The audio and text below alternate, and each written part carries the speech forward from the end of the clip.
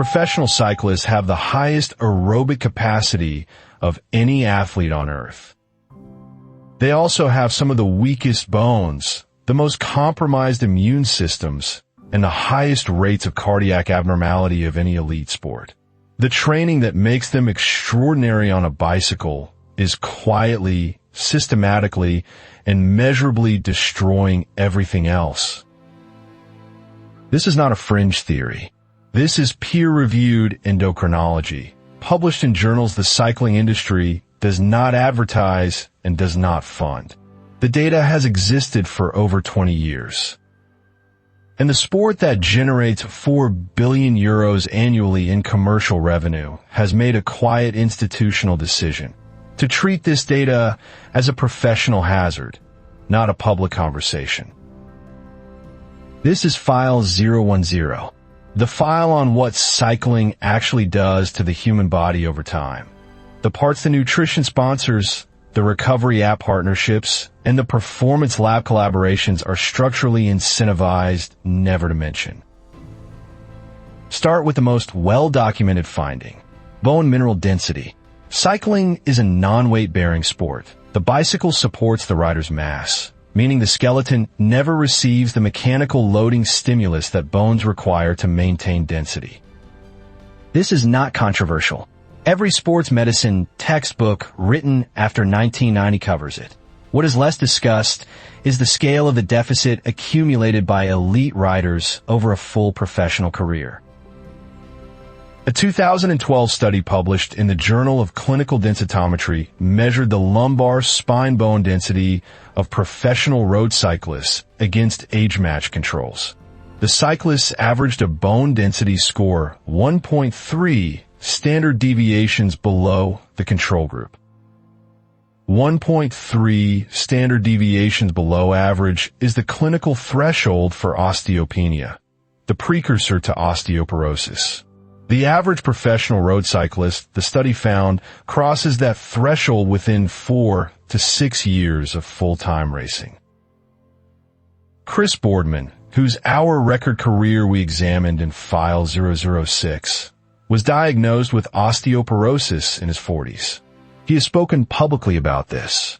What he has not been asked publicly, and what no journalist has pressed him on, is the simple question of whether the UCI, the teams he raced for, or the sport's governing medical bodies were aware of the bone density research during the years he was accumulating the deficit. The research was available. The question is who was reading it. The bone density finding is significant, but the immune system data is where the picture becomes genuinely alarming. What we know from exercise immunology, a field that has existed since the 1980s, is this: moderate exercise strengthens immune function. Elite endurance training, sustained over years at professional volume, does not. It does the opposite. The mechanism is called the open window hypothesis, first described by immunologist Laurel McKinnon in 1994. After a prolonged high-intensity effort, a stage race, a 4-hour training block, a mountain time trial, the immune system enters a suppressed state that lasts between 3 and 72 hours. During this window, natural killer cell activity drops by up to 40%. Immunoglobulin A concentrations in saliva fall to levels associated with clinical immunodeficiency. The body is temporarily, measurably less able to fight infection than it was before the effort. For a recreational cyclist doing 3 hours on a Sunday, this window opens and closes before it causes meaningful harm.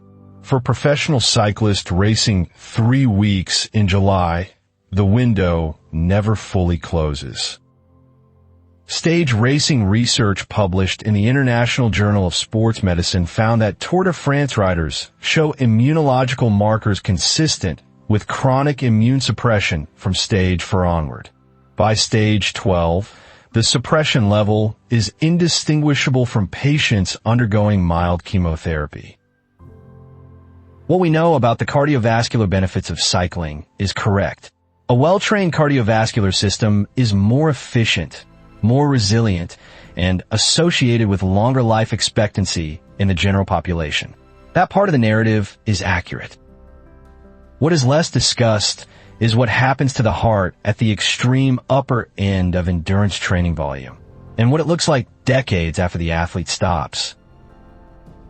The condition is called athlete's heart, a well-documented cardiac adaptation to years of high-volume endurance training. The heart enlarges. The left ventricle thickens and expands. The resting heart rate drops dramatically. These are considered adaptations, not pathologies, and in most cases they are associated with improved function. But a body of research beginning with a 2011 paper in the European Heart Journal has complicated this picture significantly. The 2011 study followed a cohort of former elite endurance athletes, cyclists, triathletes, and long-distance runners for an average of 12 years post-retirement.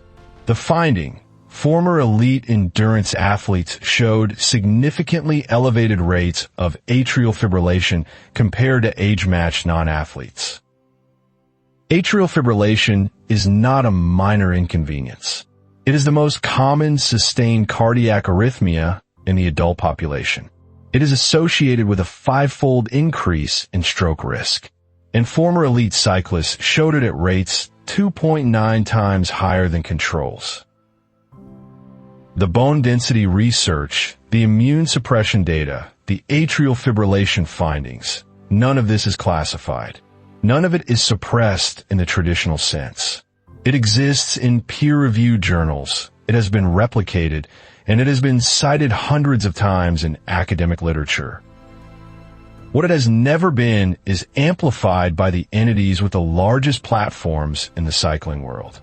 And those entities are not neutral observers.